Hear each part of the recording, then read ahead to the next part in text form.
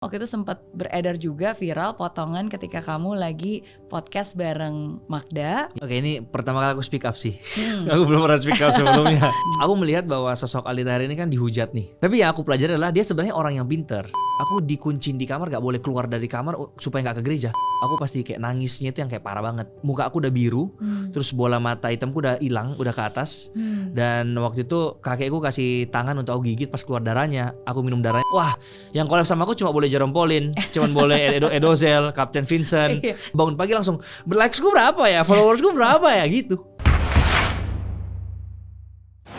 Hari ini teman ngobrol saya seorang YouTuber, TikToker, influencer, content creator, pokoknya anak muda yang banyak karyanya, Samuel Chris. Thank you, udah diundang main-main kesini. Sama-sama. Ini beneran Samuel Chris atau Samuel Chris sih? Kalau orang Indo ngomongnya Samuel Chris. Oh. Kalau orang bule Samuel. Oke. Gitu. Tapi tetap aja sih kalau orang bule juga nggak berani ngomong Chris. Oke. Jadi mereka tetap ngomongnya Christ. Samuel Chris. Ya, Oke. gitu. Tapi biasa dipanggilnya Sam. Sam, betul. Oke, berarti aku panggil Sam aja ya, biar aman. Apa kabar? Baik, thank you udah diundang ke sini. Sama-sama, thank you juga sudah menyempatkan waktu untuk datang ke sini. Biasanya aku yang nanya-nanya, kali ini aku yang ditanya. Gantian, betul. Tapi ya kalau aku ngelihat di YouTube-nya kamu tuh memang banyak banget konten-konten dan beragam. Ya. Pertama-tama sebenarnya kamu lebih ke YouTuber atau TikToker sih? Lebih banyak yang mana, YouTube atau TikTok? Aku awalnya bikinnya YouTube. Oke. Dari tahun 2017. Jadi bisa dibilang ya aku lebih sebenarnya sih sama aja ya. Maksudnya TikToker, YouTuber sama-sama content creator kok. Betul. Tapi kalau disuruh milih kayaknya aku tetap milih YouTube sih. YouTube ya. Oke. Jadi dan kalau aku ngeliat di channelnya, kalian juga bisa mampir-mampir ke channelnya. Apa channelnya? Samuel Chris. Itu beragam sih aku ngeliat. Kadang-kadang kamu bahas tentang bisnis, kadang-kadang juga bahas tentang kekayaan gitu kan, seberapa kayanya. Dan biasanya konten-konten seperti itu justru yang cukup banyak view-nya ya. Kalau ngomongin tentang kaya, uang itu cukup banyak menarik perhatian. Benar-benar. Ada konten review juga. Ada konten reaction juga. Jadi sebenarnya gini, betul banyak banget ya. Jadi sebenarnya gini, aku dari 2017 tuh kan belum ngerti tentang personal branding. Jadi dari 2017 tuh tukar kontennya tuh berkali-kali. Semua jenis konten aku pernah buka, prank, horror, video reaction, vlog semuanya ya. Dan akhirnya di tahun 2021 tengah, hampir 2 tahun yang lalu, itulah pertama kali aku switch ke personal branding, bisnis dan finance. Oke. Gitu, investasi juga ada. Cuman nggak bisa ngangkat. Jadi udah buat konten 6 bulan nih nggak naik-naik karena kan niche-nya tuh spesifik banget. Betul. Dan dikit banget orang yang mau belajar bisnis kan. Betul. Akhirnya di 2022 awal tahun lalu aku buat TikTok baru yang namanya Miliarder Muda Indonesia itu, yang isinya itu bahas seberapa kaya gitu. Karena awalnya tim kreatifku ngomong kalau kita misalnya cuman bahasnya tentang bisnis, itu nggak akan bisa gede kita. Jadi kita harus mix lah. Kita ada masukin entertainment tapi tetap bahas tentang duit. Pas kita riset, oh kok kalau Atta Halilintar gerbek rumah artis ini rame banget ya. Jadi kayaknya bagus kalau kita bikin seberapa kaya deh. Bikin video pertama seberapa kaya langsung yang nonton 10 juta. Wow. Jadi buat kedua, ketiga dan terus akhirnya ya sampai sekarang. Tapi kalau sekarang memang fokusnya lebih ke situ sih, bisnis, investasi dan ya seberapa kaya itu masih ada sih. Oke, dan juga CEO dari seberapa kaya. Iya itu aku ngeklaim sendiri aja sih. Tapi kan as entrepreneur juga dong, bener nggak? Karena kan semua hal ini kan bukan hanya hobi, tapi kan it's a business yang memang di manage professionally dan juga ada timnya, dan juga menghasilkan. Ya, so it's good. Dan di usia kamu yang masih muda, ya this is definitely salah satu cara untuk bisa menajamkan bakat kamu dan mengubah bakat ya jadi berkat. Amin. Oke. Tapi termasuk salah satunya juga konten podcast ya yang sekarang cukup banyak dan cukup reguler. Betul. Itu sebulan pasti minimal 4 lah bintang tamu minimal. Oke. Seminggu sekali berarti. Seminggu sekali. Kadang kalau misalnya bulan ini full, maka bulan depannya harus 8 ini bintang tamu. Jadi diganti kayak gitu. Betul, harus nyetok lah. Tapi kalau liburan. Iya betul. Tapi sebenarnya podcast ini bukan aku pengen jadiin sebagai konten utama sih, tapi memang aku suka aja ngobrol sama orang, mau mereka untuk sharing pengalaman mereka, dan itu yang menurutku menarik banget. Kayak gini nih kita bisa sharing, ada yang bisa dipelajari sama orang ketika nonton, itu hal yang bagus banget. Karena aku sendiri juga pecinta podcast, jadi aku suka dengerin orang-orang, dan aku sangat-sangat selalu mendapatkan bisa belajar dari podcast orang. Jadi maka dari itu kayaknya salah satu caranya biar aku bisa menjadi berkat juga, ya buatlah podcast itu. Setuju banget. Aku juga salah satu hal yang sebenarnya sangat saya nikmati juga ya, karena tempat podcast ini buat saya ini adalah ruang belajar saya juga, karena kan kita ketemu dengan orang-orang yang punya berbagai macam latar belakang, pengalaman, itu kan sebenarnya pembelajaran banget dan bertukar pikiran gitu. Jadi it's a privilege. Dan semoga apa yang kita obrolin ini bukan hanya jadi pembelajaran buat saya juga, tapi pembelajaran buat semua yang lagi nonton juga. Amin. Oke. Memang mungkin kalau kita ngomong tentang podcast itu bisa jadi pembelajaran banyak orang ya. Cuma kadang-kadang di dalam, kalau kita menginterview orang, apalagi misalnya dalam sebuah podcast yang memang akhirnya kita tampilkan, itu bisa jadi kalau nggak hati-hati itu nanti bisa menjadi sebuah blunder atau kesalahan. Ya seperti mungkin yang baru-baru aja terjadi. Sebenarnya nggak baru-baru juga ya, udah berapa? 2 bulan. Ya bulan lalu lah, 2 bulan ya. Lupa juga sih. Iya pokoknya yang jadi beberapa waktu yang lalu. Karena waktu itu sempat beredar juga viral potongan ketika kamu lagi podcast bareng Magda. Terus karena ada potongan itu dan akhirnya diambil out of context, akhirnya banyak netizen yang berpikir, oh kok Magda seperti itu sih, kok influencer seperti itu sih, gitu kan, minta endorse, minta gratis dan seterusnya. Itu kan pandangan netizen yang mungkin melihat potongan seperti itu. Betul. Dan akhirnya dampaknya ke Magda dan juga ke kamu juga, gitu. Mungkin bisa dijelasin dulu deh, kenapa kronologinya itu, kenapa itu bisa terjadi? Oke, ini pertama kali aku speak up sih. Aku belum pernah speak up sebelumnya. Selain daripada video klarifikasi itu. Cuman mungkin singkat cerita ya, karena ini lumayan panjang. Jadi singkat ceritanya tuh kayak gini. Waktu itu aku podcast dengan Kak Magda, dan itu benar-benar yang kita bahas pure makanan. Jadi benar-benar yang gak ada sama sekali kepikiran bahwa video itu juga bakalan viral gitu loh. Karena gak ada hal sensitif yang kita bahas di sana.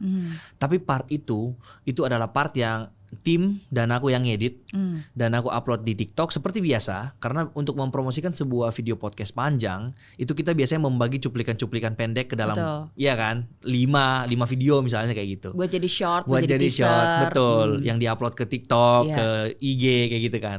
Tapi uniknya sebenarnya video yang ku upload itu, yang viral itu adalah urutan ketiga sebenarnya, Miss. Jadi video pertamanya sebenarnya bukan itu, ada yang lain.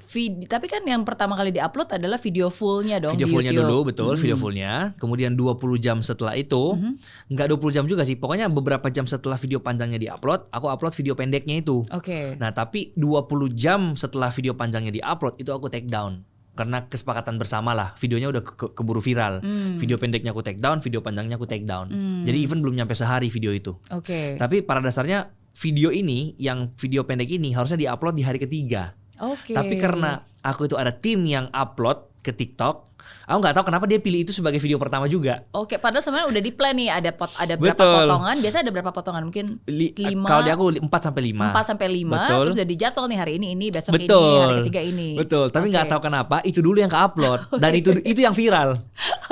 Nah, tapi viralnya itu bukan di TikTokku. Jadi kan itu bahkan belum aku upload di IG.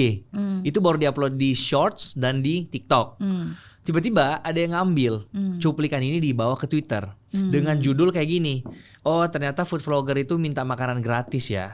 Dan di Twitter tuh konsepnya kan orang baca judul dulu baru nonton videonya kan. Jadi ketika udah baca judul dan nonton videonya, kegiring lah opininya seperti itu. Padahal sebenarnya yang dimaksudkan Kak Magda di video itu adalah dia itu minta izin ke pemilik bisnisnya, dan untuk mendapatkan izin dia tunjukin jumlah followersnya. Ini loh Pak jumlah followersnya, boleh nggak aku review makanannya secara gratis, dan dia tetap bayar. Dia nggak ngomong kayak dia tunjukin buat tukar gratis gitu loh. Sebenarnya maksud dia itu. Untuk menunjukkan kredibilitas ya, bahwa ini sebenarnya bukan abal-abal, bukan seseorang yang memang ngaku-ngaku gitu kan. Betul, dan the reason kenapa aku pilih video itu karena di situ kan dia pengen untuk menceritakan keluh kesahnya dia sebagai food vlogger yang tidak seberapa dianggap di Indonesia ini. Dia ngomong kayak kalau dibandingin sama di US itu orang-orang bener-bener yang kayak dipandang banget. Makanya sekarang Kak Magda lagi ngambil sekolah untuk lebih mendalam ini kan, biar dia reviewnya lebih bener-bener yang lebih deep lah, yang memang akurat gitu loh. Nah dia ngomongnya itu kayak gitu, jadi kayak dia pengen mencurahkan isi hati nih, kayak dia bahkan udah jelasin ke bapaknya ini dan lain sebagainya, mau dia endorse tapi tetap ditolak gitu loh. Nah aku melihat ini tuh unik. Dan menurutku ini perlu untuk orang tahu, makanya aku ambil cuplikan podcast itu dan ya udah diangkatlah ke Twitter viral. Kayak gitu kronologinya sih. Karena seperti itu, Miss. Narasi yang dibuat oleh seseorang yang mengambil video itu ditaruh di Twitter dengan judul narasi yang akhirnya menggiring opini. Betul. Gitu. Betul. Oke. Ya, I mean definitely ketika aku nonton cuplikannya, karena kan beredar di timeline dan itu cukup banyak dikomentari oleh tokoh-tokoh berpengaruh juga yang ada di Indonesia. Jadi somehow pasti muncul di timeline juga gitu. Tapi kan I mean Magda is our friend. Aku juga kenal personally sama Magda. Maksudnya at least aku tahu bahwa ya dia orang yang memang punya hati untuk membantu para UKM khususnya di food gitu. So definitely pasti itu dibawa out of context sehingga orang membuat mendapatkan narasi dan persepsi dan asumsi yang berbeda yang sebenarnya bukan maksud sebenarnya. Betul. Gitu. Oke. Apa pembelajaran penting kalau gitu dari kesalahan itu? Tapi sebelumnya aku mau bilang salut juga sih untuk kamu yang membuat video klarifikasi gitu. YouTube responsible, walaupun mungkin itu bukan 100% salah kamu juga kan. Maksudnya kalau saya melihat sih ini sesuatu hal yang tidak disengaja, tidak gimana kata tepatnya? Tidak diminta-minta juga gitu. Tapi at the end of the day ya you took responsibility untuk membuat video penjelasan dan permintaan maaf. Ya, tapi kalau apa yang dipelajari, tentunya juga adalah kesalahannya aku buat di sini, yaitu aku nggak berikan dia review video ini sebelum tayang gitu loh. Itu yang maksudnya yang seharusnya sih, dan yang aku pelajari adalah setiap bintang tamu yang sekarang udah datang ke podcast itu tetap aku harus kirimin dulu videonya. Kalau dia di approve baru aku harus ini. Jadi harus ada izin dulu dari si bintang tamunya untuk ini udah oke nih baru aku tayangkan. Itu sih yang aku belajar. Jadi nggak kapok ngundang bintang tamu lagi untuk podcast. Enggak dong, tetap. Iya itu terbukti sih. Buktinya terakhir kali jadi ngundang Aldi Taher. Gimana tuh rasanya ngobrol-ngobrol dengan Aldi Taher? Itu podcast pertamaku yang benar-benar gak ada isinya. Oh iya. Kira-kira 35 menit gak ada isinya sama sekali. Oh iya. Aku nanya serius dibelokin gitu-gitu. Tapi ya jadinya orang juga terhibur lah. Didoain gak? Kita berdoa dulu sebelum mulai gitu. Aku belum sempat nonton sih. Cuma nanti. Tapi kayaknya Miss nggak perlu nonton deh.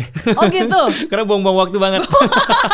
Apalagi Miss kan sibuk nonton Aldi Taher nanti jadi stres gitu loh. Gitu ya. Tapi kan setiap podcast kan pasti ada pembelajarannya. Kecuali itu gitu. Gak ada deh. Itu benar gak ada deh, Miss. Beneran gak ada. Hiburan. Ya. Oke. Apa yang harus dipersiapkan biasanya sebelum podcast? Misalnya sebelum ketemu Aldi Taher lah ada persiapan khusus kah? Biasanya aku suruh timku untuk riset lah tentang orang ini siapa, lebih deepnya gimana, ada nggak info-info menarik yang bisa aku angkat, dan kemudian paling disiapin list of questionsnya. Tapi kebanyakan ketika udah podcast ini tuh nggak pernah kepake list of questionsnya ini, karena kadang kalau udah ngobrol kayak gini, aku juga timbul pertanyaan-pertanyaan yang memang aku penasaran aja gitu loh, dan ngalir aja gitu sih. Iya, oke. Berarti itu salah satu tamu terunik kali ya? Terunik.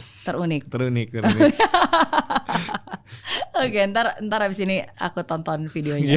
Ntar aku kasih tau pembelajarannya. Oke, masih ada lah ya pasti. Pembelajaran dari kamu deh. Dari aku di video itu. Maksudnya apa yang kamu dapatkan pembelajaran penting dari sosok? Dari ngobrol, berapa lama ngobrolnya sama Aldi Taher? 35 menit. 35 menit. Dari sosok Aldi Taher. 35 menit ngobrol sama Aldi Taher. Apa pembelajaran terpenting? Oke, kalau aku gini, aku melihat bahwa sosok Aldi Taher ini kan dihujat nih oleh Indonesia, dan dia juga sadar lah ya itu kan, dan orang juga tahu lah. Dia suka kali. Mungkin, tapi nggak tahu juga. Tapi yang aku pelajari adalah dia sebenarnya orang yang pinter. Karena kalau dia nggak pinter, dia nggak mungkin bisa membuat kontroversial dan jalan cerita seperti demikian sampai akhirnya bisa membuat namanya seviral ini. Dan nggak apa-apa juga sih, aku pengen ngomong aja di sini sih. Dia itu kalau di belakang kamera dia beneran normal loh guys. Dia bukan yang kayak segila itu. Jadi maksudnya dia memang orang yang normal, dan memang ada bahkan nih, ini mungkin orang nggak tahu ya. Begitu kameranya udah ditutup di podcastku itu, Dia masih yang kayak, bentar, aku ada satu konsep lagi nih. Mas nyalain lagi kameranya dong. Akhirnya kita nyalain lagi. Dan akhirnya dia masukin something di dalam podcast tersebut yang menambah value podcast itu lebih lucu misalnya kayak gitu. Jadi itu kalau bukan dia pinter, dia nggak mungkin bisa gitu sih. Betul, kreatif lah maksudnya. Ya, dan dia juga jenius musik by the way. Jadi waktu itu di podcastku dia langsung bisa ciptain lagu langsung instan di detik ciptain itu. lagu. Iya. Di detik itu. Wow. Gitu. Lagu tentang apa? Ya lagu suka-suka dia lah mau bikin apa gitu. Luar biasa. Aku pernah ketemu dia sih. Dulu pernah interview juga. Di podcast kayak gini. Di acara program TV ku malah Metro TV. I'm Possible. Oke. Terus dia gimana pada saat itu? Masih wajar? Masih waras? Masih. Oh masih. Tapi belum ketemu lagi sih setelah itu. Iya. Mungkin bisa nextnya di sini, Miss. Oh gitu ya. Tapi pasti agak bingung sih ngomongnya gimana. Ini kan podcast yang menginspirasi ya. Jadi rada susah ya. Iya, kita lihat siapa tuh setelah itu bisa berubah ya. Either dia yang berubah, saya yang berubah. Salah satu mempengaruhi yang satunya. Oke. Tapi is happy to see where you are right now. Ini cita-cita dari kecil kah? Sulit bilang seperti itu sih. Aku cita-citanya pengen jadi astronot. Masih dari kecil. Kenapa? Nggak tahu, kayak aku kalau ngelihat luar angkasa kayak nggak tahu sih, mungkin dari kecil jiwa aku tuh pengen yang kayak anti mainstream. Jadi kayak melihat astronot tuh kayak something yang wow gitu kan. Tapi setelah itu pas kecil banget. Terus tiba-tiba udah SD SMP aku tuh berubah lagi pengen jadi pilot. Agak mirip sih, sama-sama terbang. Sama-sama terbang ya. Tapi setelah itu aku pakai kacamata dan lain sebagainya, dan aku merasa kayaknya pilot udah bukan deh. Jadi akhirnya ganti lagi. Waktu itu kayak udah pengen jadi programmer karena melihat uncleku yang di US. Dia itu programmer. Iya, dia pokoknya dia kuliah, dia SMA di Malang, kemudian dia pindah ke Seattle. Makanya kenapa aku di Seattle sih? Karena kamu juga lahirnya di Malang. Aku lahir di Malang, benar. Padahal papa mama orang Makassar. Papa orang Malang, mama Makassar. Tuh, jadi aku ngelihat nih uncleku yang udah kayak puluhan tahun lah udah tinggal di US, dan bahkan dia lepas warga negara Indonesianya, saking udah nyamannya di sana kan. Jadi aku melihat dia sebagai kayaknya aku mau jadi dia aja deh, nggak pusing gitu kan. Tapi pas saat nyampe US, tapi tetap jurusanku ini ya, IT. Tetap aku lulusin IT gitu, walaupun sampai sekarang nggak kepake sih coding-codingnya itu. Cuman ya gitu, setelah aku udah jalani, ya memang aku bukan bisa di situ areanya gitu. Dan waktu itu sebenarnya bikin YouTube-nya karena gabut, Miss. Jadi aku punya banyak waktu luang. 3 bulan nih setelah aku mendarat di US, aku punya waktu luang. Dan dalam 3 bulan ini aku bener-bener yang kayak have fun banget, nonton Netflix, buang waktunya untuk hal-hal yang gak berguna gitu kan. Akhirnya aku harus bikin something nih. Nah, karena kebetulan aku memang suka ngomong, ya udahlah, aku mulai nge-record bikin YouTube. Iseng awalnya. Jadi sebenarnya terlahirnya dulu pas lagi justru di US. Di US pertama kali aku bikin YouTube. YouTube dan konten-kontennya. Betul, justru di US. Dan akhirnya aku mikir kayak, karena aku di US nih, ini kan something yang bisa jadi pembeda antara aku sama konten kreator Indonesia. Makanya timbullah reaksi orang luar negeri. Karena aku doang nih yang bisa kumpulin orang luar negeri, gitu-gitu. Jadi aku memang manfaatkan momen itu juga. Vlog-vlog di US. Iya. Dan juga mereview. Aku sempat lihat yang kamu pertama kali makan KFC di Amerika. Ayamnya nggak enak banget. Iya, sama konten Anas review itulah. Konten-konten seperti itu ya. Oke. Ya tapi menarik sih. Sometimes kan people curious ya, pengen tahu seperti apa sih, dan namanya juga YouTube sometimes yang lebih diminati oleh orang itu the authenticity kan. Betul. Jadi yang sebenarnya yang keadaan sehari-hari gitu, bukan yang bagus editannya, yang cut edit, tapi ya udah yang nyatanya seperti apa yang dilihat, yang dirasa, yang dikomentarin. Betul. Semakin relate sama orang, semakin bisa viral videonya. Iya. Gitu. Iya. Oke. Jadi bukan cita-cita awal, tapi akhirnya hidupnya membawa sekarang kamu di tempat ini. Tapi memang kalau jiwanya memang udah entrepreneur banget dari aku kecil. Dan aku tuh benar-benar yang bisa mikir selalu yang beda. Ini aku mau cerita satu hal, Miss. Boleh nggak? Boleh dong. Jadi pas aku SD, aku tuh tahu gak sih yang mister yang ada bulat-bulatnya itu, yang penggaris bulat-bulat, yang kalau mau buat jam yang gede, yang kalau di SD terus ada bulatnya yang gede, ada yang kecil, itu kan. Nah, pada saat itu aku disuruh bawa itu sama guruku ke sekolah karena kita mau belajar jam. Tapi aku nggak bawa waktu itu kan, karena aku lupa atau apa gimana gitu. Nah, kata guruku, semua yang nggak bawa Mister itu harus keluar dari kelas. Pas saat itu masih ya zaman diktator ya guys, apalagi di Makassar masih keras nih guru-gurunya. Suruh keluar. Temanku yang nggak bawa pada keluar lah. Nah aku juga nggak bawa nih Miss pada saat itu. Terus? Tapi aku nggak mau keluar karena kan intinya yang aku ngelihat adalah gurunya ini nyuruh buat jam kan. Akhirnya buatlah jam kita. Guruku mulai jalan dari depan. Oh ya bagus nih jamnya bulat, bagus gini. Pas ke aku dia kaget. Karena jam yang aku gambar itu bukan bulat, tapi aku pakai tempat pensilku yang kotak, aku gambar jam kotak, which is sama-sama jam. Jadi dia juga mau marah, tapi kayak, tapi kan jam juga gitu loh. Iya, jadi aku bisa kayak mikir yang kayak gimana ya gitu loh, biar aku, biar itu kayak gitu-gitu sih. Tapi dari situ itu sebenarnya udah muncul pola pikir yang dewasa karena kamu mengerti tujuannya ini, maksudnya jam penggaris itu kan cuma alatnya, tapi kan kamu mengerti sebenarnya tujuan gurunya kan bikin jam, ya udah saya bikin aja jam, dan akhirnya ya memang benar nggak disalahkan juga. Betul. Jadi jiwanya memang udah kayak dari kecil memang suka banget bisnis sih. Dan keluargaku kan juga backgroundnya bisnis semua. Jadi makanya sekarang tetap relate-nya sama itu sih. Jadi aku sekarang makanya juga mau bikin bisnis gitu-gitu. Oke. Kan keluarga udah sangat mapan nih di Makassar. Iya bisa bilang seperti itulah. Di Makassar benar kan? Di Makassar. Kamu lahirnya lahirnya di Malang, tapi besarnya di Makassar. Di Makassar, terus baru abis itu ke US. Ya, oke. Nah, tapi terus biasanya kalau pengusaha pasti pengen anaknya juga jadi pengusaha. Betul. Terus sekarang kamu menjadi YouTuber itu orang tua setuju atau enggak? Awalnya enggak setuju sih. Karena kan di tahun 2017 itu YouTube itu kayak nggak kayak dipandang sebelah mata lah sama orang-orang. Jadi pada saat itu bener-bener aku izin sama mama papa mau beli kamera nggak diizinin. Sampai aku harus pakai duit kuliah yang mereka udah transfer, diam-diam aku ambil dan aku beli kamera. Wow. Setelah aku udah beli kamera baru aku ngomong, ini udah gak bisa di-refund, padahal bisa.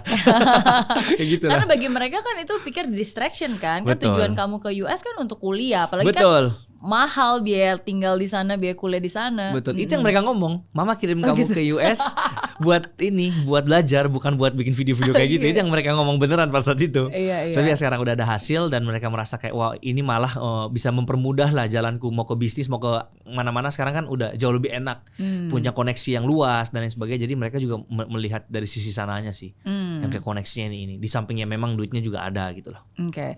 Berarti kamu kapan nih balik ke Indo? Berapa tahun kamu di US dan kapan balik ke Indo? Aku udah 6 tahun di US dan baru balik belum nyampe 3 bulan.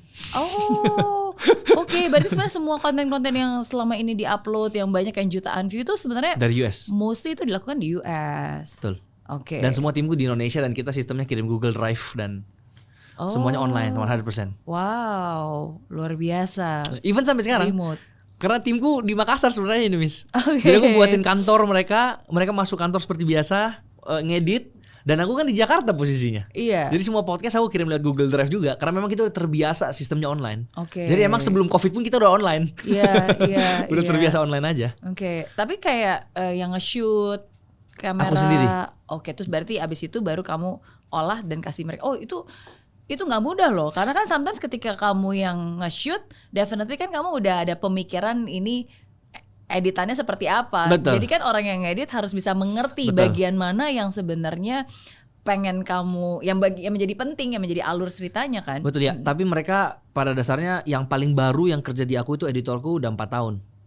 Jadi kita chemistry-nya udah dapat banget by the way. Jadi memang awal-awal sih agak berat ya. Karena kan aku memang start YouTube ini 2 tahun awal tuh sendiri. Jadi bikin konsep sendiri, syuting sendiri, edit sendiri, semuanya benar-benar sendiri. Nah pas saat aku hire 1 orang itulah mulai aku ngasih tau dia styleku gimana, aku maunya gimana, tambah 2 orang, 3 orang, sambil gitulah ada adaptasi terus. Aku ngasih tau maunya gimana sampai sekarang udah tahu lah mereka gimana. Oke.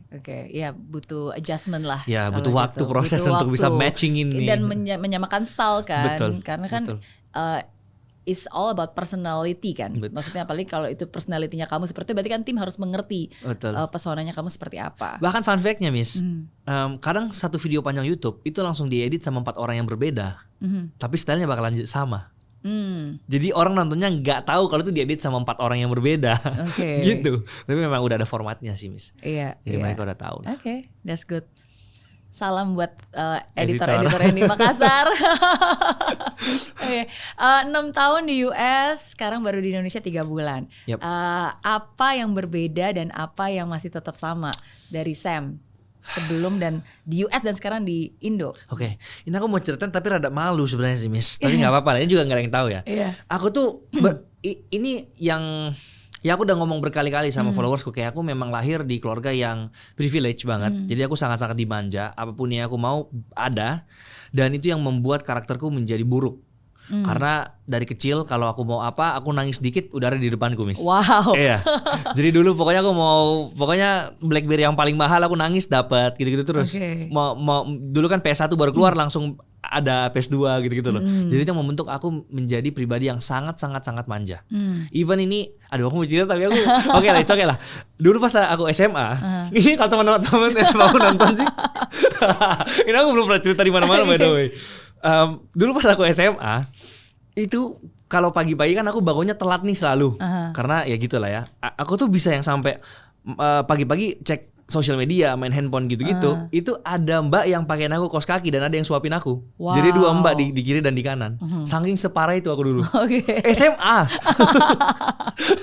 Sampai akhirnya aku ke US, itu benar-benar yang kayak nangis-nangis tiap hari karena beneran sendiri kan. Nyuci sendiri dan ya sifat-sifat itulah yang masih ada dulu. Dan ya kalau ditanya bedanya sama sekarang aku totally different person yang kayak benar-benar bisa manage semuanya sendiri, mau suruh apapun, mau masak aku bisa. Tapi itu ada prosesnya sampai akhirnya aku bisa ada di sekarang. Dulu aku masak telur aja cangkangnya jatuh, gosong, masak nasi. Dulu aku ada cerita juga Miss, aku mau masak nasi untuk pertama kalinya kan. Aku nyuci nih kan, aku tuang, isi air lagi nyuci. Ini airnya kok keruh terus ya. Aku nanya temenku yang kan roommateku sama orang Prancis nih pada saat itu. Nah kenapa aku nanya sama orang Prancis juga, aku gak ngerti ya, karena mereka gak makan nasi. Nah aku nanya sama orang Prancis kan, bro ini aku masak nasi, aku udah nyuci kok airnya keruh terus ya. Bilang cuci bro, terus sampai bening airnya. Aku nyuci udah setengah jam, udah kram di tanganku kan, udah kayak sakit. Aku nyuci terus gini, masih keruh. Jadi aku telepon mama aku nih, mah ini kok aku nyuci nasi udah setengah jam masih keruh terus ya airnya. Mama aku bilang, nah itu cuma 3 kali, udah selesai. Astaga. Jadi sampai segitunya, sampai ada di proses sana. Terus pernah setrika baju sampai bolong bajunya. Kayak gitulah. Sampai akhirnya ya dulu aku orang yang manja banget dan akhirnya dibentuk oleh keadaan proses. Sampai akhirnya sekarang aku bisa punya tim, aku manage semuanya sendiri, aku gimana punya vision yang besar banget dan lain sebagainya. Itu sih yang aku kerasa banget gitu. Jadi hidup mandiri, jauh dari orang tua, di negeri orang itu sangat mengubah kamu. Sangat mengubah. Bahkan kalau misalnya ada orang yang ngomong kayak Sam, kenapa sih akhirnya kamu balik ke Indonesia? Dan ini mungkin yang masih menjadi pertanyaan banyak banget orang. Karena sekarang setiap kali aku upload video pasti ada aja yang komen, lu bodoh banget, maksudnya udah enak di US, kerja dan lain sebagainya, kuliah mahal-mahal, tapi malah balik ke Indonesia, why kan kayak gitu. Ya gak ada yang sia-sia gitu loh. Dan ya kalau memang di Indonesia aku lebih better daripada di US, ngapain aku maksain di US gitu kan. Dan memang proven gitu loh. Aku baru 3 bulan di Indonesia udah signifikan banget yang aku bisa lakukan di Indonesia gitu loh. Dan aku gak pernah menyesali itu, karena kalau tanpa aku di US pada saat itu, pola mindsetku udah gak mungkin kayak gini. Aku gak mungkin bisa jadi Sam yang sekarang. Aku gak mungkin bisa punya YouTube, karena semuanya lahir dari sana gitu. Itu setuju banget sih. Karena kan aku juga dulu belajarnya teknik elektro. Programming, teknik elektro, sama-sama teknik gitu kan. Jadi kalau dibilang dari segi skill yang dipelajarin sama yang dari pelajarin dulu dengan eksekusi bisnis yang kita lakukan sekarang, of course itu tidak terlihat relevansinya. Terus dari itu 16 tahun tinggal di Singapura, bisnis udah bagus di sana, anak-anak juga udah lahir di sana, ngapain balik ke Indo gitu. Ya of course kadang-kadang sering ada pertanyaan-pertanyaan seperti itu kan. Wah sayang nih ijazahnya gak dipakai, wah sayang nih udah enak di sana, ngapain balik ke sini. Ya cuma sometimes kadang-kadang ya kita harus berani melepaskan sesuatu yang baik untuk sesuatu yang jauh lebih baik. Ya kan? Kalau dari zona nyaman lah ya. Betul gitu. Dan at the end of the day kan yang paling penting adalah pengalaman, maksudnya bukan hanya ijazahnya ya, tapi pengalaman bagaimana kita proses dalam mendapatkan ijazah itu menjadi pembelajaran yang berharga, yang sangat relevan dalam hidup. Pengalaman bagaimana kita bisa bertahan hidup sendiri dan harus men-solve masalah kita sendiri gitu. Itu menjadi pembelajaran yang luar biasa dan sangat relevan dengan apa yang kita kerjakan sampai hari ini gitu. Jadi ya your experience, the people that you meet, orang yang kamu temuin, pengalaman yang kamu dapatkan, pembelajaran yang kamu dapatkan, ya menurut saya sih itu sangat berharga ya. Dan gak bisa ditukar oleh uang. Dan gak bisa ditukar oleh uang. Betul. Kalau dulu waktu kecil nangis-nangis langsung dapat BlackBerry. Kalau di US nangis-nangis dapat kiriman transfer duit dong dari orang tua. Enggak juga, karena Karena gini, aku tipikal orang yang begitu udah sadar nih. Jadi aku memang begitu udah sampai US nih dan aku udah bisa hasilin duit, udah tahu nih yang namanya kerja keras, susahnya cari duit dan lain sebagainya. Aku tuh benar-benar ya memang maksudnya gini, teman-temanku yang lain tuh selalu dikasih limit duit. Misalnya kayak orang tuanya ngirim cuman $1,000 per bulan atau $500 bahkan per bulan untuk jajan dan itu stop gitu loh. Kalau aku tuh nggak ada limitnya sebenarnya, Miss. Jadi kalau misalnya aku mau minta bakal dikirim lagi. Cuman selalu setiap kali aku ditelepon, kamu ada duit gak? Mau aku udah ada atau nggak ada? Itu aku bakal tetap bilang ada. Dan maksudnya aku di US tuh bener-bener yang sampai pengen proof bahwa aku tuh bisa sendiri loh ke orang tua aku gitu. Aku sampai bener-bener kerja jadi asisten dosen dan aku juga kerja jadi resepsionis di dormitory. Biar aku bisa dapat free housing. Karena housing pada saat zaman dulu tuh kurang lebih di 13 jutaan di zamanku 2017 itu. Kan aku mikir kalau aku bisa dapat free housing 13 juta ini free dan aku bisa hematin duit orang tua kan lumayan. Dan aku makanya dari mana? Dari YouTube dan juga dari yang jadi asisten dosen itu. Jadi aku bisa sehari itu waktu itu tidur cuma 3 jam doang setiap hari. Padahal aku bisa minta duit doang gitu loh. Dan saking jeleknya kamar ini aku dikasih namanya free. Itu kayak kecil banget, ini kayak bahkan setengahnya kamar ini benar-benar cuma kasur doang dan kecil banget. Dan itu aku sampai harus nginep di rumahnya partnerku yang sekarang yang Joy. Hampir setiap hari aku nginep di dia karena nggak kuat sebenarnya tinggal di situ gitu loh. Dan aku nggak pernah ceritain ke orang tuaku kalau aku berkorban segitunya untuk save money buat mereka gitu loh. Dan setiap kali ditanya kamu ada duit gak, aku selalu bilang ada pasti. Kecuali kalau buat uang sekolah ya, which is karena mahal banget. Ya itu sih, tapi the rest aku kalau bisa sendiri aku bakal berjuang untuk sendiri pada saat itu. And that's good. Menurut saya itu kedewasaan yang sesungguhnya sih. Ketika kita sebenarnya tahu bahwa kita punya privilege, tapi kita memutuskan untuk tidak menggunakan privilege itu. Ya sometimes menurut saya ya kedewasaan sesungguhnya dites seperti itu. Ketika kita punya kuasa untuk melakukan sesuatu, tapi sebenarnya kita memutuskan untuk tidak menggunakan kuasa itu untuk melakukan sesuatu, membalas atau marah dan seterusnya. Jadi menurut saya, it's good. Definitely your parents have educate you well, mendidik kamu dengan sangat baik dengan caranya yang mungkin, I'm sure they're very proud ya, karena kan sometimes kekhawatiran terbesar orang tua yang sudah punya segalanya adalah anak saya nanti bergantung dengan saya nggak sih, atau nggak anak saya nanti manja nggak sih, atau nggak anak saya bisa menghargai semua hal yang sekarang dia miliki nggak sih gitu. Ya, dan ternyata itu bisa kamu dapatkan. That's good. Jadi kalau sekarang juga ada orang yang pasti ngomong kayak kamu bisa tinggal lanjutin aja usaha orang tua gitu-gitu kan, ngapain susah kayak gitu-gitu. Tapi by the way, aku dari umur 19 tahun udah nggak minta duit orang tua by the way. Karena pas itu tuh YouTubeku juga bisa menghasilkan. Ya cuman gitulah kayak ya aku belajar banget di momen-momen seperti itu.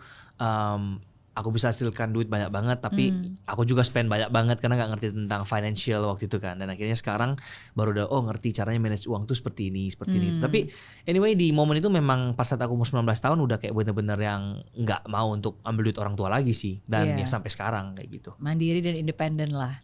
Oke. Apa masa tersulit yang pernah kamu alami yang mungkin sempat bikin super stres banget?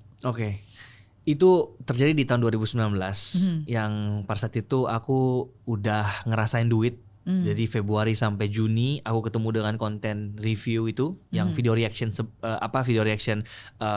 seberapa ganteng YouTuber Indo dan kita nge-review sama-sama dengan teman-temanku di situ. Sama orang-orang US US bukan US, orang-orang kayak misalnya Korea, Jepang. Aku kumpulin dalam satu video, kita nge-react sama-sama yang lagi viral di Indonesia. Dan kemudian dari sana itu viewersnya gede banget, Miss. Tapi kan itu salah branding sebenarnya. Karena orang yang nonton video itu bukan mau nonton aku, tapi pengen nonton reaksinya orang luar negeri ini gimana gitu loh. Tapi aku nggak ngerti, namanya nggak ngerti branding ya. Begitu udah gampang aja kan, udah upload, besok 1 juta, besok 17 juta, besok berapa juta gitu kan. Gampang banget dapat viewers. 17 juta. 17 juta. Wow. 17 juta, 5 juta. Pokoknya gampang banget dapat viewers. Di momen itu aku pengen stop untuk kuliah. Karena aku merasa kayak ngapain aku kuliah? Aku udah bisa hasilin duit kayak 100 juta dari AdSense pada saat itu. 100 juta dari AdSense ngapain? Belum dari endorse dan lain-lain kan. Aku udah mau berhenti kuliah dan ada timbul rasa sombong. Yang kayak kalau ngelihat orang itu kayak ini orang ngapain sih? Dia jauh lebih di bawahku. Dan ya aku nggak bangga untuk ceritain ini sebenarnya. Cuman itu bagian dari journey-ku. Sampai akhirnya 4 bulan ini, bulan Juni aku liburan kuliah selama 3 bulan, summer break aku balik ke Indonesia. Itulah momen dimana aku hancur. sehancur-hancurnya. Kok bisa? Karena aku udah nggak bisa bikin video reactionnya lagi kan, teman-temanku di US. Begitu aku bikin video yang aku sendiri doang, nggak ada teman-temanku yang nonton, tadinya jutaan, sekarang tinggal 1.000, 2.000. Di situ aku mulai kayak Enggak. Udah dilempar Tuhan jatuh gara-gara sombong nih, dilempar kayak gitu. Masih sombong nih. Dulu gue bisa kok, nggak maksudnya bikin konsep seperti ini. Kalian juga bisa. Aku kumpulin tim semuanya. Kita brainstorm. Segala jenis cara udah aku coba, Miss. Mulai dari yang upload video setiap hari. Dan upload video setiap hari ini by the way bukan short ya teman-teman. Karena waktu itu belum ada short. Ini video panjang, durasi 10 menit. Aku paksa timku udah kayak kerja rodi, tapi harus upload setiap hari. Itu sebulan 31 video. Ini gila banget pada saat itu. Gak naik. Coba konten horor, again, gak naik.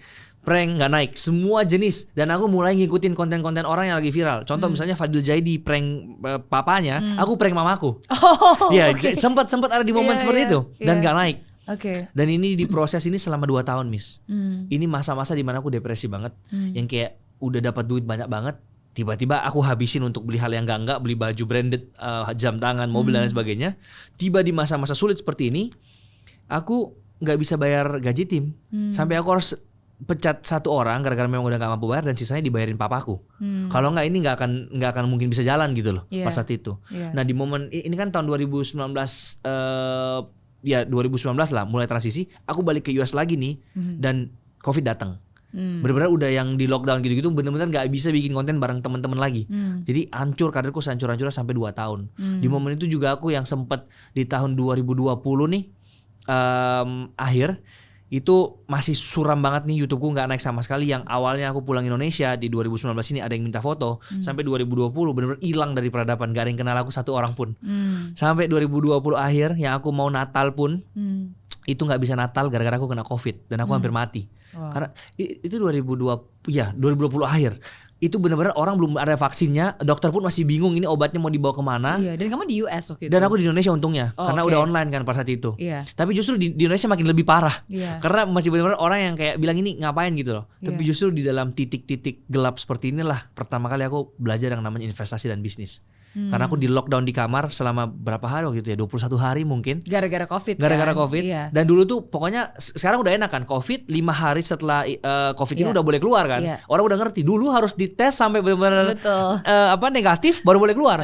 Aku udah dicolok 5 kali tetap positif terus nih, Miss. Masalahnya kan. Jadi kan dulu 2 minggu habis itu dites lagi, tapi kalau dites belum harus di kamar terus. Habis kamar lagi, seminggu kemudian tes lagi. Jadi aku tes terus dan enggak negatif. Sampai akhirnya di situ lah aku bosan banget. Aku mulai belajar di YouTube investasi itu apa sih gitu, dan akhirnya gitu. Nah kalau misalnya aku nggak melewati proses ini, mungkin sekarang aku masih menjadi Sam yang dulu kali ya, yang maksudnya sombong, yang maksudnya ngeliat orang rendah. Tapi karena aku udah diproses sama Tuhan di dalam 2 tahun ini, aku sekarang sangat-sangat menghargai semua orang. Jadi aku bahkan melihat angka sekarang hanya sekedar angka gitu loh. Dulu aku bisa kayak bangun pagi langsung likesku berapa ya, followersku berapa ya gitu. Belum segila itu. Jalan kemana-mana per 10 menit aku bisa cek terus. Kalau sekarang aku yang kayak memang aku upload ya memang untuk berkarya aja gitu loh. Dan ketika Tuhan udah merasa bahwa anak ini udah siap nih, langsung aku diangkat. Dan bahkan sekarang posisiku tuh jauh lebih tinggi daripada yang di 2019 kemarin. Cuman untuk sekarang itu bisa aku bilang kalau aku udah ready untuk semua ini gitu.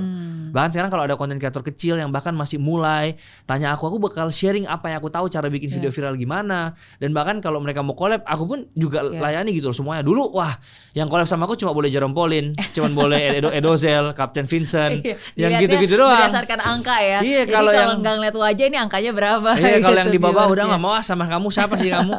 Gitu. Oke. Tapi it's amazing sih di saat-saat kamu susah, down dan gak ada hasilnya, dan kamu udah usaha nih setiap hari post tapi justru hasilnya malah belum ada, dan itu kan bukan sebulan 2 bulan ya, tapi kan sebenarnya 2 tahun. Apa yang membuat kamu nggak menyerah? Karena sometimes beberapa orang ya udah mungkin udah bukan zamannya, mungkin bukan passion saya, dan sometimes kadang-kadang kenyataan itu bisa mengaburkan passion yang sesungguhnya. Kadang-kadang karena kenyataannya jelek, akhirnya mungkin ini bukan passion saya gitu. Pas saat itu memang ya aku masih human normal, dan itu juga yang terpikir, apakah memang Tuhan udah suruh aku stop ya untuk jadi content creator. Apalagi udah setahun tahun awal dan benar-benar gak ada hasil. Itu benar-benar yang udah pengen aku stop. Bahkan sempat waktu itu YouTubeku 3 bulan aku gak upload apa-apa. Karena udah pengen give up, udah yang kayak udahlah aku bisnis aja lah. Makanya di momen-momen itu aku bangun bisnis juga. Bangun e-sports, bangun apa. Tapi gak ada yang jalan juga sih by the way. Cuman tetap belajar juga dari situ lah intinya. Cuman nggak tahu ya. Pas saat itu walaupun aku udah pengen stop, mungkin gara-gara aku udah 4 tahun kali jadi content creator, jadi ada something missing. Kalau misalnya aku nggak ngelakuin ini gitu loh. Udah 4 tahun setiap hari bikin konten, tiba-tiba pengen lepas aja dari tanggung jawab itu, kayak ada yang hilang. Ada part di dalam diriku yang hilang. Jadi pada saat itu aku cuman lihat ke belakang lagi kayak, aku ini mulai YouTube ini karena apa sih? Bukan karena angka kan? Tapi karena memang aku itu memang iseng dan memang cuman pengen mendokumentasikan kehidupanku di US. Kenapa aku nggak bisa jadi ini sebagai motivasiku lagi untuk buat konten, karena memang aku mau untuk balik ke motivasi awal, which is memang aku suka. Memang karena aku benar-benar pengen untuk dokumentasikan the whole journey of my life dan uploadnya di YouTube. Dari situlah aku, ya udahlah, berapapun yang nonton aku keep going. Sampai akhirnya aku decide buat ngambil kelas personal branding, dan akhirnya aku ngerti tentang personal branding. Aku decide buat bisnis dan investasi menjadi personal brandingku. Gitu sih. Itu yang akhirnya sekarang jauh lebih konsisten. Dan ketika orang menonton, orang benar-benar nyarinya ya kamu, Sam-nya gitu, bukannya reaction teman-teman kamu yang yang nggak ada namanya gitu. Ya, I mean, I always believe, saya selalu percaya walaupun tidak mudah, tapi itu sometimes kadang-kadang ya ketika kita lagi diguncang atau lagi banyak tekanan atau hal-hal yang mungkin terlihat tidak mengenakan, sebenarnya mungkin Tuhan sedang menajamkan kita sih, supaya kita bisa lebih have more clarity, yang kita mau apa sih, yang kita bisa apa sih gitu. Dan sebenarnya ya itu Tuhan sedang mengarahkan, dan akhirnya sekarang ya bersyukur banget. Sam version 2.0 yang jauh lebih bagus. Cuman banyak tough decision juga yang aku ambil. Contoh yang kayak tinggalin US. Itu kan hal-hal yang aku udah di zona nyaman banget, Miss. Itu benar-benar yang gajiku 100 juta per bulan. Benar-benar yang kayak, aduh, itu kerjaan, kayaknya itu kerjaan semua orang, bahkan bisa dibilang. Kerja apa kamu di sana? Aku kerjanya digital marketing. Dan aku tuh kerjanya cuma 2 jam doang sehari, tapi gajiku tuh full time. Aku dihitungnya tuh as a full time. Wow. Jadi dan bosku tuh baik banget. Jadi kita kerjanya hybrid, ke kantor cuma 3 kali seminggu, 4 hari itu di rumah. Tapi karena kerjaku cuma 2 jam doang nih dalam sehari dan gak ada deadline kerja, jadi aku tuh anggapannya cuma kerja 3 hari, aku padatin semua di 3 hari, 4 harinya aku libur. Kerjaan mana yang masih gaji ratusan juta? Iya, 100 juta per bulan. Dan yang lebih gilanya lagi nih, Miss, aku sampai dibayarin ke Hawaii untuk liburan selama seminggu. Tiket first class, hotel bintang 5, semua transport dibayarin, dikasih uang jajan 15 juta per orang, dibayarin full semuanya, dan aku boleh bawa 1 orang teman dan dibayarin juga full. Company mana yang benar-benar udah kayak gila banget? Iya, benar-benar saya pengen tahu company apa ini. Namanya Green Source. Green Source. Dia company udah lama banget dari tahun 1980-an. Tapi memang fokus dia itu di offline. Jadi dia masukinnya tuh kayak ke Walmart, ke Sam's Club. Nah, dengan aku masuk, aku tuh orang pertama sebenarnya yang bekerja di bagian digitalnya. Jadi kan Walmart.com udah mulai nih dibuka kan. Aku yang bagian ganti judul dari produknya, SEO-nya, biar kalau search produknya paling atas dan lain sebagainya. Dan mereka tuh suka banget dengan kerjaanku. Nah, kebanyakan yang kerja di sana umurnya tuh di atas 40 tahun, Miss. Jadi pekerjaanku ini dianggap berat oleh mereka. Begitu aku yang handle, aku bikin di dalam Microsoft Excel, aku masukin formula dan lain sebagainya. Jadi yang tadinya kerjanya orang yang mungkin sebelumku atau gimana itu 8 jam, di kerja sama aku cuma sejam. Karena aku juga cepet dan lain sebagainya. Dan kamu mengerti. Aku gitu ngerti. Kan? Dan hasilnya lebih wow dari mereka juga. Jadi mereka udah ngeliat aku kayak sibuk banget. Padahal sebenarnya nggak juga gitu loh. Jadi aku di kantor bisa yang sampai bikin konten, bisa sampai mikirin konten. Bahkan kadang orang-orang udah pulang nih, aku lembur di situ kan. Orang pikir ngapain ya lembur kan, dipikir kerja. Padahal aku syutingnya di kantor karena wifi-nya kenceng, gitu-gitu aja sih. Wow, that's a dream job banget kan. Dream job maksudnya banget untuk gajinya sangat memadai, treatmentnya bagus, dapat privilege juga, bisa jalan-jalan, dikasih liburan. Dan gitu kerjanya juga working hours-nya sangat minimal karena kamu mengerjakan sangat efektif dan kamu bisa mengerjakan sisa waktunya untuk mengerjakan what you love to do, which is creating content. Betul. Dan maksudnya beneran yang kayak bisa yang kayak di tengah-tengah kita kerja ada yang main pingpong, itu boleh banget. Jadi memang ada meja pingpong di situ, kita bisa main dan secil itu. Dan pas aku ulang tahun, bener bosnya kayak sebaik itu pokoknya lah, Miss. Terus bonusnya itu berapa ya? 20% dari gaji pokok. Yang ini kan, jadi memang gede banget sih, dan aku sangat-sangat enjoy banget karena bener-bener aku kayak kerjanya nggak ada beban. Aku pulang rumah bisa main Mobile Legends, bisa nge-gym, bisa masak, bener-bener kayak apa ya, bisa menghidupi kehidupan yang sebenarnya gitu loh. Iya, dan masih tetap punya hidup ya. Karena orang kerja kayaknya nggak ada hidupnya setelah itu kan. Dan di momen itu endorse-ku tetap jalan karena aku kan maksudnya as a content creator bisnis ya kan. Jadi nggak ada sama sekali produk yang dikirimkan, semuanya digital, aplikasi investasi, perbankan. Jadi bener-bener enak banget udah. Iya. Nah di momen itu aku nggak ada masalah sampai aku cari-cari masalah. Kok ini kayak gak ada masalah ya di hidupku ya? Kenapa? Makanya justru aku pengen tanya, udah seenak gitu terus kenapa? Gak tahu. Aku tuh memang orang yang kayak kalau nggak ada masalah pengen cari masalah aja sih. Kayak harus keluar dari zona nyaman terus aku. Kalau udah stuck di satu level yang terlalu nyaman, aku bilang kayak pasti aku udah stuck di level ini ya nggak bisa. Aku harus keluar dari zona nyaman untuk kayak something bigger gitu loh. Kalau aku kayak gini ya sampai 10 tahun ke depan ya aku tetap makan gaji. Walaupun ya tetap ada kenaikan gaji sih dari tahun ke tahun ya kan paling 5%, 10%. Tapi ini nggak cukup menurutku. Aku punya dream yang lebih besar. By the way, salah satu dreamku sekarang aku pengen banget bisa masuk ke 30 under 30 Forbes Asia. Itu. Nah, cuman untuk kesana aku harus work for it lah. Aku harus bangun startup, bangun my own legacy lah, nggak kayak gitu kan. Jadi aku harus keluar dari zona nyaman itu dan decide buat tinggalin semua ini untuk something bigger di Indonesia. Dan ternyata bener, begitu aku nyampe di Indonesia, dari sisi income aja tuh udah berkali-kali daripada saat aku kerja di kantoran. Pas aku fokusin di sini. Jadi pas lagi pindah ke Indo sekarang penghasilannya udah jauh berkali-kali lipat dibandingkan yang waktu itu. Betul.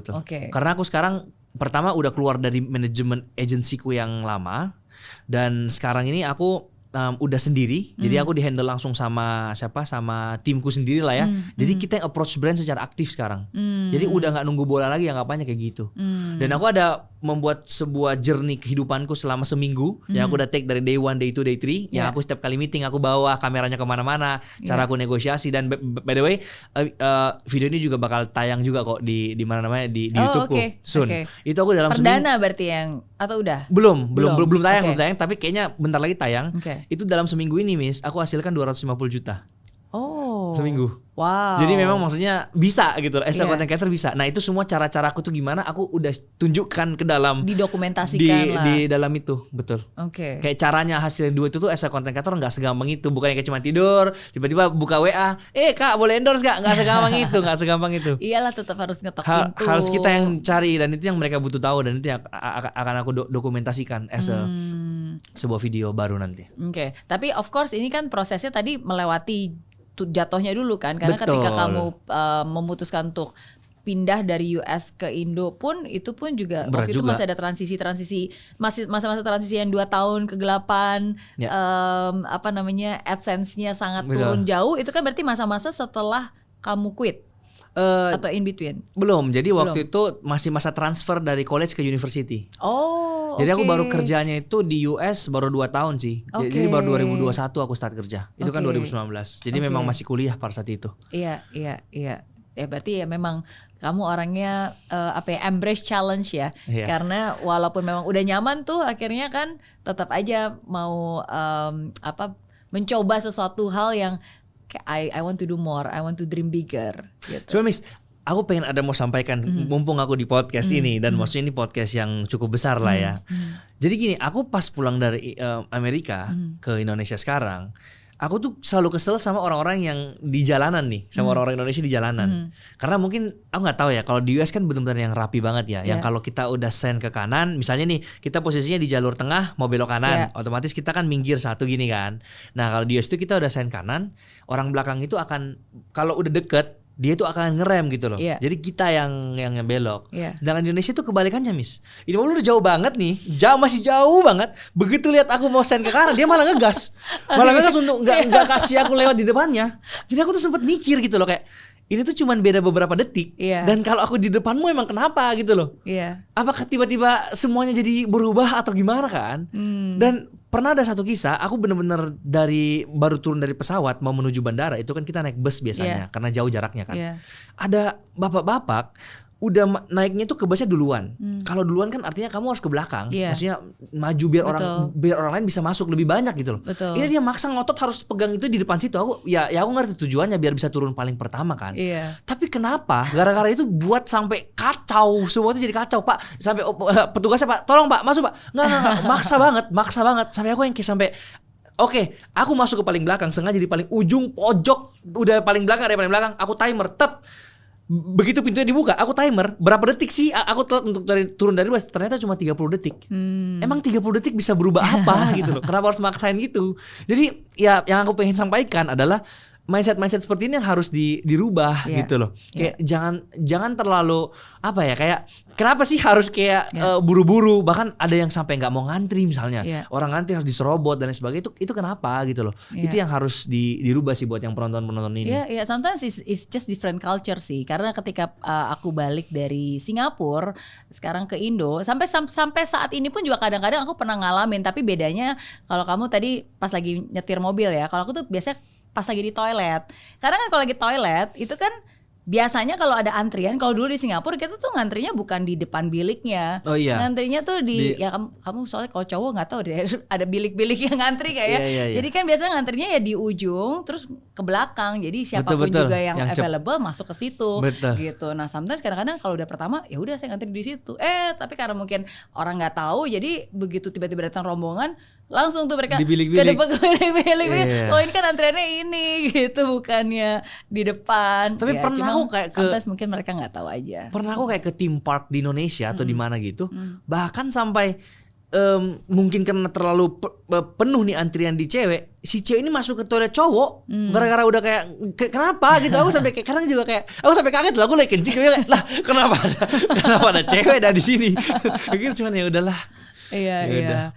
The power of kepepet itu kayaknya. Iya, mungkin. Oke, tapi thank you for sharing.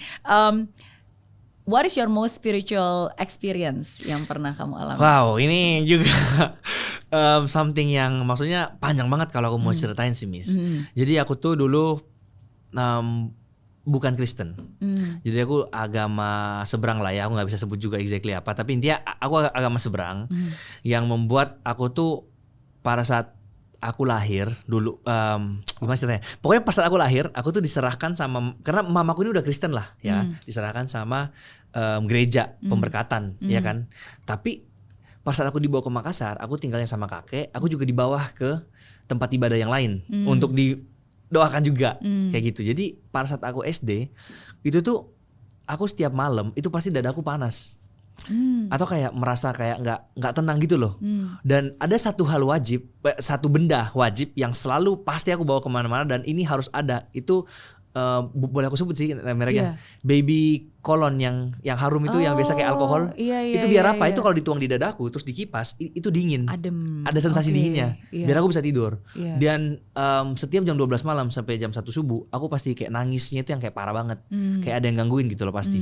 Sampai akhirnya ada satu malam, ini aku kelas 3 SD, ini aku diceritain sih. Itu seisi rumahku udah nangis nih. Karena aku nangisnya sampai muka aku udah biru, terus bola mata hitamku udah hilang, udah ke atas. Dan waktu itu kakekku kasih tangan untuk aku gigit, pas keluar darahnya, aku minum darahnya dan aku bisa langsung yang kayak tenang lagi kembali gitu loh. Wow. Jadi aku sampai dulu gitu, dan aku orang yang kayak pemarah banget yang aku udah bilang tadi. Aku kalau misalnya mau apapun aku sampai nangis di lantai. Sampai kayak gitu. Pokoknya aku suka berantem dan lain sebagainya karena aku dipenuhi oleh amarah dan lain sebagainya kayak gitu. Sampai akhirnya pas aku SMP, aku dan fun fact-nya dulu setiap kali aku ke gereja, itu setiap pujian penyembahan kayak lagi nyanyi gitu-gitu, aku tuh paling gak kuat. Jadi aku pasti keluar. Apa bawaannya? Gak tau, kayak ada yang memberontak aja di dalam diriku. Yang kayak gak bisa aja kayak dengar orang nyanyi gitu loh. Harus keluar pokoknya aku dari ruangan itu. Dan masuknya pada saat orang lagi khotbah. Kalau khotbah ya udah khotbah aja gitu. Tapi gak tahu gila udah dibawa puji syukur gitu-gitu lagi, aku kabur lagi gitu loh dari ruangan itu, gak kuat dengan atmosfernya. Sampai akhirnya aku dibawa ke pendeta dan didoakan, dan akhirnya aku pelepasan, aku muntah-muntah. Sampai waktu itu aku didoakan, ditaruh minyak urapan gitu. Aku tidur pas itu dan bangun. Ya aku udah mulai beda lah, udah better lah di momen itu. Dan di momen itulah pas aku umur 13 tahun, aku decide untuk masuk Kristen. Oh, wow. Gitu sih. Thank you for sharing.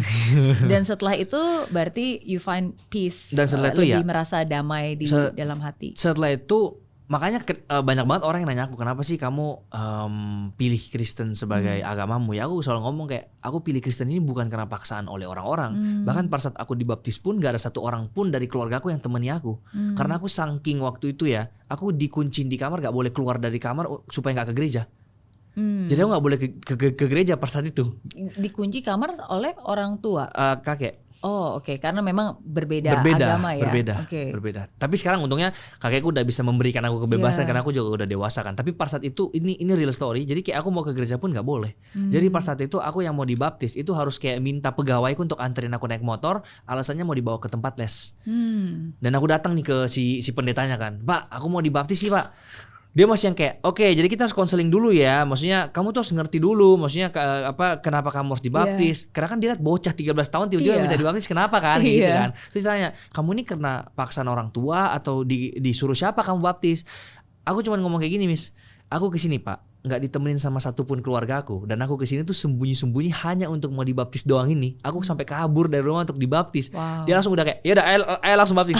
Nggak jadi konseling dia, karena beneran udah ngerti. Maksudnya memang ini anak memang udah di posisi kayak gini, udah gila. Iya, jadi langsung kayak, ayo gitu, langsung dibaptis salah satu itu. Sampai segininya. Tapi ya begitu aku udah mengenal Tuhan Yesus ya, hidupku berubah banget sih dari sana. Kayak aku udah mulai mengenal kasih, cara pemikiranku udah beda gitu loh. Walaupun yang sisi yang manja-manja gila-gilanya itu masih ada sih. Cuman banyak banget, bahkan pada saat aku di US tuh banyak banget hal-hal yang aku udah kayak nangis banget.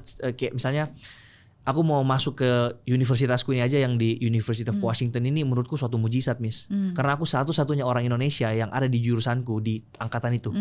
Nggak ada satupun orang Indonesia lagi. Padahal temenku tuh banyak banget yang apply juga. Dan GPA mereka jauh lebih tinggi. GPA apa ya? IPK. Ada yang 4, ada yang 3,9. Aku waktu itu 3,78. Tapi aku doang yang keterima se-Indonesia itu kayak sedunia. Itu maksudnya benar-benar yang kayak wow gitu. Dan University of Washington ini kan yang beneran university top 15 di dunia kan. Ini beneran yang kayak aku di dalam itu bisa kayak mau gila, yang kayak susah banget. Aku di library sampai jam 3 subuh. Kemudian pulang ke rumah jam 6 pagi sampai library lagi. Gitu aja terus. Dan bisa aja setiap kali aku kayak udah stres, besok mau ujian, aku doa sama Tuhan, ada aja orang yang dikirim Tuhan yang kayak bantuin aku. Maksudnya ngajarin aku gitu loh. Jadi ini ada pernah cerita, Miss. Aku kan di US tuh per 3 bulan ya, per quarter namanya ya. Ada orang Thailand itu tiba-tiba di grup itu kayak bilang, "Hai guys, yang mau belajar tolong ke ruangan ini ya." Aku pikir ini orang pasti asisten dosen atau apa gitu kan. Kenapa mau ngajar, dan subuh-subuh nih posisinya jam 11 malam nih. Dia kayak gitu kan. Ini orang gak tidur atau apa kan. Aku datang ke ruangan itu. Aku doang sendiri yang datang, Miss. Gak ada lagi orang yang datang, dan aku tuh akhirnya jadi deket sama dia. Namanya Peter by the way ya. Ini aku masih ingat banget. Dia ngajarin aku PR, barang-barang dikerjain dan sebagainya, sampai akhirnya aku bisa lulus dari kelas itu dengan nilai 3,3 atau 3,4. Karena ini susah banget nih kelas. Tapi begitu udah lulus dari kelas ini, dia hilang dari kampus itu. Dia pindah sekolah ke University of Boston atau kemana gitu loh. Quarter depannya aku ditaruh lagi sama seseorang lagi yang bakal tuntun aku sampai bisa lulus dari kelas itu, dan quarter depannya ini orang hilang lagi. Kayak entah kemana, entah udah lulus atau entah pindah jurusan tiba-tiba. Dan itu bukan yang kayak kalau aku bilang hoki, nggak mungkin yang setiap quarter beda-beda orangnya. Kadang dari Thailand, kadang dari Korea, kadang dari orang bule, kadang dari apa. Dan aku benar-benar melihat kayak penyertaan Tuhan sampai aku bisa lulus cum laude dari jurusan itu, yang sampai sekarang pun kalau disuruh coding udah nggak bisa. Aku sampai masih nggak bisa bayangin kenapa aku bisa lulus cum laude juga, nggak tahu kenapa. Pokoknya waktu itu cuma kerja keras doang sih. Sama yaitu benar-benar yang kayak ngandalin Tuhan setiap saat itu sih. Dan penyertaan Tuhan sungguh sangat nyata ya. Sampai hari ini dia pasti akan selalu memberikan penyertaannya. Satu hal yang benar-benar aku pegang banget sampai sekarang adalah, dan aku percaya adalah, ketika Tuhan udah membuka jalan, ketika Tuhan udah membuat kamu masuk ke dalam hal tersebut, dia udah memulai, dia juga yang akan mengakhiri. Jadi ketika dia udah buat mujizat sampai aku bisa masuk ke University of Washington ini, dia yang akan bantu aku sampai menyelesaikan, sampai lulus dengan yang terbaik, yang bahkan nggak pernah aku pikirkan sebelumnya gitu loh. Dan itu yang terjadi. Wow. Saya percaya itu bukan kebetulan sih. Iya, itu ya campur tangan Tuhan lah, His invisible hand all over you in your life. Makanya ya aku tuh tipikal orang yang percaya banget bahwa dalam hidup ini bisa kamu jadi pintar, bisa aja kamu kaya, bisa aja kamu punya segala-galanya. Tapi kalau nggak ada penyertaan Tuhan, atau kamu nggak berserah sama Tuhan, nggak mengandalkan Tuhan, ini semua akan sia-sia. Karena aku pernah ada di posisi itu, di mana aku merasa aku pintar, aku udah mencoba segala-galanya, nggak ada yang terjadi, nothing. Tapi begitu aku udah bisa accept diriku bahwa memang aku nggak bisa ngapa-ngapain, dan aku mau undang dia lagi untuk berkarya di dalam hidupku, itu yang terjadi. Langsung ada kenaikan, percepatan, mujizat-mujizat yang terjadi yang sebelumnya aku nggak pernah bisa bayangin gitu loh. Dan balik lagi, yang aku udah bilang tadi, ketika dia udah mau mulai nih, dia udah buka aku, dia udah suruh aku jadi content creator, mau sesulit apapun di tengah-tengahnya, ending itu pasti bagus gitu loh. Mungkin sekarang yang nonton ini juga banyak yang ada mengalami masalah, yang lagi nggak tahu, mungkin besok udah nggak bisa makan atau lain sebagainya. Tapi percayalah, kalau kita berdoa dan tetap pegang janji Tuhan, pasti ending itu pasti yang terbaik sih. Iya, tugas kita hanya menyelesaikan tugas kita ya, finish the race with excellence sampai terakhir. Kadang sebenarnya kitanya memutuskan untuk berhenti di tengah, padahal sebenarnya rencana Tuhan masih ada dan masih sangat baik buat kita. Kalau aku stop pada saat itu, seberapa kaya udah nggak ada sekarang. Dan podcast Samuel Chris, Ali Tahir nggak ada sekarang guys. Kalau aku udah stop. Kalau aku di set stop, aku nggak mau lagi jadi content creator, nggak ada semua itu. Itu sih. Thank you for sharing. Saya yakin ini pasti sangat menguatkan orang-orang yang mungkin juga sedang berproses, karena ya apapun itu yang kita alamin, apapun itu pekerjaannya, pasti selalu akan ada tantangan, selalu akan ada kesulitan, selalu akan ada masa-masa di mana kayaknya ini nggak mungkin banget. Ya tapi ya itu, kalau kita mengandalkan kemampuan kita, ya kita akan selalu merasa nggak mampu, karena kan kemampuan kita terbatas, ya kan. Ya tapi ya kalau kita mengandalkan kemampuan Tuhan dan kita percaya gitu penyertaan Dia selalu ada, ya Dia akan memampukan kita. Amin. Dan akan mengirimkan orang-orang yang juga akan membantu memampukan kita. Betul. Amin. Oke, pertanyaan terakhir. Kalau gitu, apa pembelajaran terpenting yang hidup udah pernah berikan untuk kamu? Paling nomor 1 itu sih, andalkan Tuhan bener-bener sih. Karena kalau kita ngandalin diri kita sendiri, pasti kita ujung-ujungnya akan jatuh. Karena kembali lagi, daging ini lemah, kita terbatas. Kapasitas kita juga, ya namanya manusia, segitu-segitu aja. Dan kalau kita bilang kita mau andalkan manusia, kita mau percayakan kepercayaan kita kepada manusia, kita akan dikecewakan. Kita manusia nggak bisa berbuat banyak sih. Ada kapasitasnya lah pada dasarnya. Tapi ketika kita bisa mengandalkan Tuhan setiap hari, dan the whole journey of my life ini, dari aku kecil sampai aku di titik sekarang, itu setiap kali aku andalkan Tuhan, setiap aku merasa aku nggak mampu dan andalkan Tuhan, justru di situ yang aku sukses. Tapi ketika aku merasa bahwa aku bisa sendiri dan benar-benar ngandalin kekuatanku sendiri, itu masa-masa kehancuranku. Itu sih Miss yang aku paling belajar. Thank you for sharing. Dan untuk kamu bisa mengalami itu dan mendapatkan pembelajaran itu di usia yang sangat muda. Sekarang masih berapa? 23. Wow, it's amazing. Nggak bisa kebayang berapa banyak lagi pembelajaran, pengalaman, kesuksesan dan berkat yang bisa kamu dapatkan melalui proses ini. Amin. Ya, dan juga Under 30 Asia. Amin. Masih panjang jalannya. Masih banyak yang bisa dilakukan. Oke. Thank you udah menjawab pertanyaan-pertanyaan saya. Dan seperti janji saya, kamu boleh tanya satu pertanyaan. Apapun itu. Aku mau nanya gini, Miss. Apa mindset orang Indonesia yang harus dirubah? Yang Miss ngeliat sekarang, karena Miss mungkin udah lebih lama dari aku stay di Indonesia kan. Tapi kalau dari aku sendiri, kalau ditanya itu banyak banget. Tapi aku mau tahu dari jawabannya Miss, apa mindset orang Indonesia yang harus dirubah, yang tentunya untuk membuat negara ini bisa lebih maju lah ya. Untuk kebaikan negara ini juga.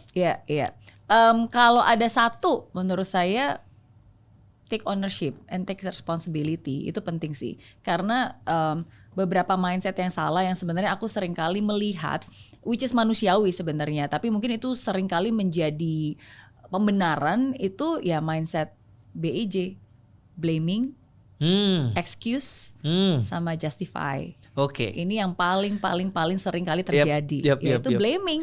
Apapun itu ya pokoknya bukan salah saya targetnya nggak tercapai. Ini mah bosnya aja yang ngasih target nggak kira-kira gitu kan. Oh bukan salah saya, nggak bisa sampai on time. Ini memang jalanan Jakarta macet kayak gini gitu. Bukan salah saya, ini kan gara-gara pemerintah lah, gara-gara COVID lah, gara-gara semuanya gitu. Bukan salah saya belum sukses karena orang tua nggak mendukung, karena istri nggak mendukung. Pokoknya